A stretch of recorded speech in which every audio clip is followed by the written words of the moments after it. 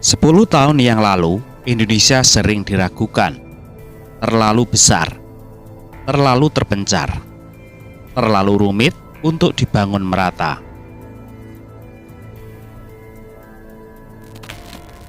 Tetapi kali ini, di tahun 2026, kita melintasi jalan tol yang dulu dianggap mustahil, menyaksikan desa-desa yang dulu gelap kini menyala, dan berdiri di atas fondasi yang diam-diam mengubah arah bangsa ini.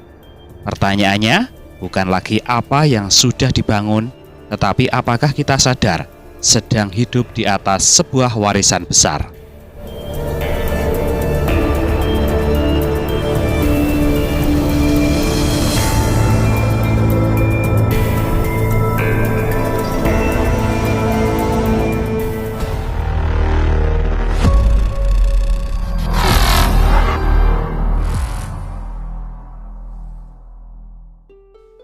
Selamat datang kembali di videonya WAC. Kembali kita menyusuri jejak pembangunan dan meresapi nafas alam Indonesia. Sahabat semuanya, kadang kita terlalu sibuk melaju sampai lupa menoleh ke belakang. Kita melintas jalan yang mulus, melewati jembatan panjang, menyeberangi pulau dengan pesawat tanpa lagi bertanya, sejak kapan semua ini menjadi biasa? Padahal 10 tahun lalu, semua ini adalah mimpi yang sering diragukan.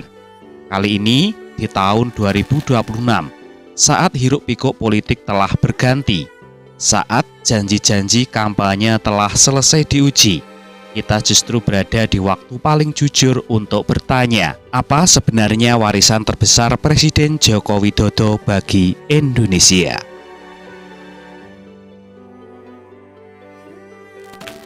Indonesia bukan negara kecil, bukan pula negara sederhana. Kita hidup di negeri dengan lebih dari 17.000 pulau, 714 suku bangsa, dan bergantung alam yang seringkali lebih indah daripada lebih mudah dikelola. Masalah terbesar Indonesia sejak lama bukan kekurangan sumber daya, melainkan ketimpangan akses. Daerah kaya sumber daya tapi miskin infrastruktur. Rakyat bekerja keras tapi mahal membawa hasilnya ke pasar. Di titik inilah Joko Widodo melihat sesuatu yang sering diabaikan pemimpin sebelumnya, bahwa infrastruktur bukan sekedar proyek, melainkan alat untuk memutus rantai ketidakadilan.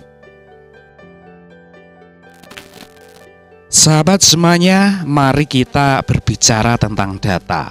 Karena data tidak bisa diajak berdebat dengan sistemen. Selama lebih dari 35 tahun, Indonesia hanya mampu membangun sekitar 789 km jalan tol.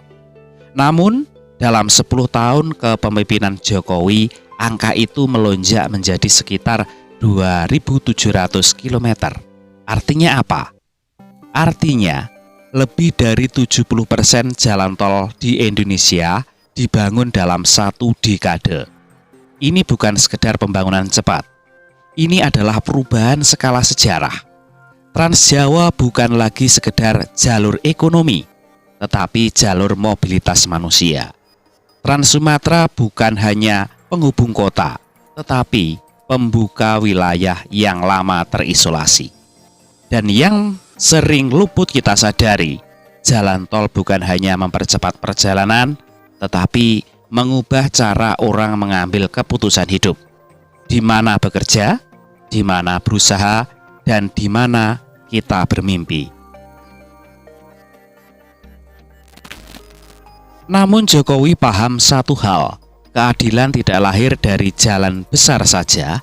Di balik tol yang megah, dibangun pula ratusan ribu kilometer jalan desa, jembatan kecil, dan juga jalan nasional di perbatasan. Dari Papua, Kalimantan, NTT hingga kawasan terpencil di Sumatera. Inilah infrastruktur yang jarang masuk berita, tidak viral, tidak Instagramable, tapi justru disinilah negara benar-benar hadir di kehidupan rakyat. Petani tidak lagi memikul hasil panen berjam-jam. Anak-anak desa tidak lagi harus berjalan di lumpur setiap pagi.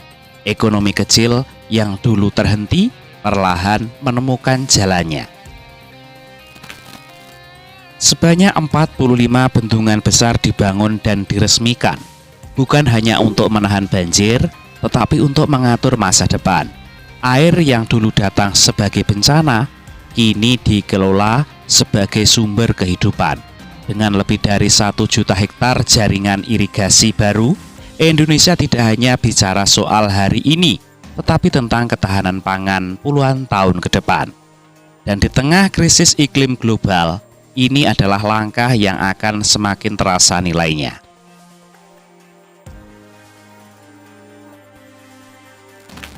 Lebih dari 20 gigawatt pembangkit listrik dibangun. Desa-desa yang dulu gelap kini menyala. Dan dampaknya tidak main-main. Biaya logistik nasional yang dulu menyentuh angka 24% berhasil ditekan hingga sekitar 14%. Daya saing Indonesia di tingkat global melonjak signifikan dalam 1 dekade. Artinya sederhana, Indonesia tidak lagi sekedar pasar besar, tetapi mulai dihitung sebagai kekuatan ekonomi regional. Sahabat semuanya, namun pertanyaan besarnya sekarang adalah apakah semua fondasi ini akan dijaga? Apakah pembangunan akan diteruskan atau justru dilupakan? Karena sejarah membuktikan, membangun itu sulit, tetapi menjaga jauh lebih sulit. Infrastruktur tidak bisa hidup tanpa keberlanjutan kebijakan. Dan disinilah peran kita sebagai rakyat menjadi sangat penting. 10 tahun bukan waktu yang sempurna, banyak harapan yang belum terwujud. Dan Jokowi pun dengan jujur mengakui itu. Namun bangsa besar tidak dinilai dari kesempurnaan, melainkan dari arah langkahnya. Hari ini kita bisa mengatakan dengan kepala tegak, Indonesia melangkah lebih jauh dibanding 10 tahun sebelumnya. Dan itu adalah warisan yang akan terus kita lalui setiap hari, tanpa harus menyebut namanya.